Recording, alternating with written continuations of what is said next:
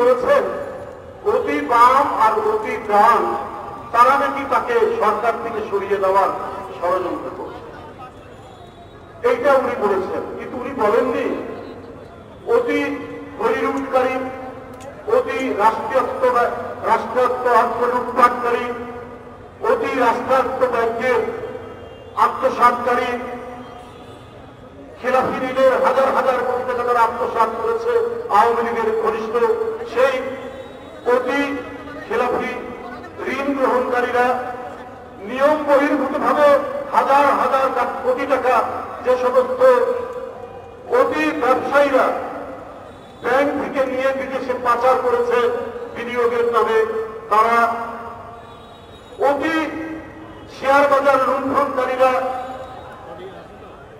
এই অতি মানবরা সবই তো আপনার লোক। এরা কি আপনাকে রক্ষা করবে? এরা কি আপনার নদী রক্ষা করিয়ে দিবে? পৃথিবী তো এই ধরনের কোন নিদর্শন নেই।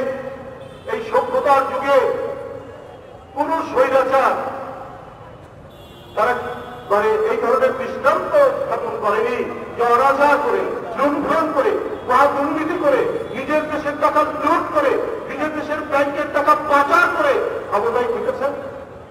প্রধানমন্ত্রী, আমি আবারও বলি, আপনার অতি সন্ত্রাসী ছাত্রলীগ যারা আপনারকে হত্যা করে, মেধাবী ছাত্র যারা বিশ্বজিতের মতো শ্রমিককে হত্যা করে, তারা কি আপনাকে রক্ষা করবে? আপনার অতি সন্ত্রাসী যুবলীগ যারা টেন্ডারবাজি করছে, যারা বিভিন্ন জায়গায় মানুষের জায়গা জমি বসত বাড়ি দখল করছে, তারা কি আপনাকে রক্ষা করবে? প্রধানমন্ত্রী, আপনাকে তারা রক্ষা করতে পারবে না।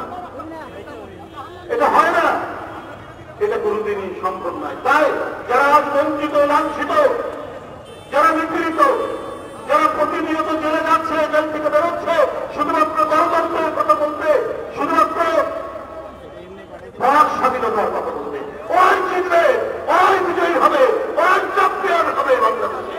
আপনার পরাজয় অবধারিত।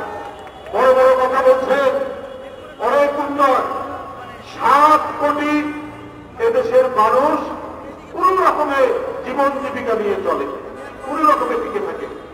এর মধ্যে 85% অর্থাৎ 6 কোটি মানুষ তাদের যা কর্মসংস্থান, এটা অত্যন্ত ভালো, এটা অত্যন্ত সঙ্গীন অবস্থা। আপনি এদেরকে রক্ষা করেছেন। এরা কারা?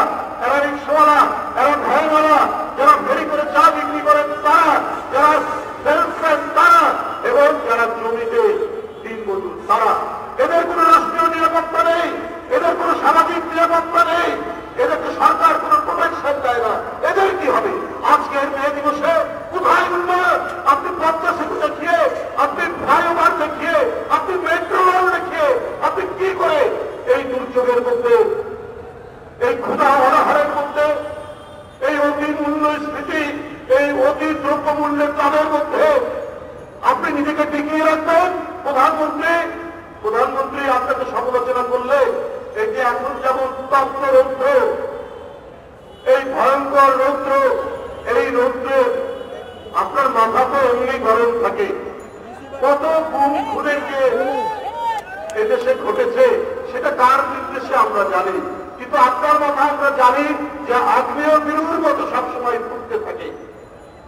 বিরোধী দলকে দমন করতে, গণতান্ত্রিক শক্তিকে দমন করতে। আর সেই দিন আসবে না। এবার জনগণের অতিরিক্ত শক্তি এই স্বৈরাচারের বিরুদ্ধে প্রয়োগ হয়ে গণতন্ত্রের বিজয় নিশ্চিত হবে। খোদা হাফেজ।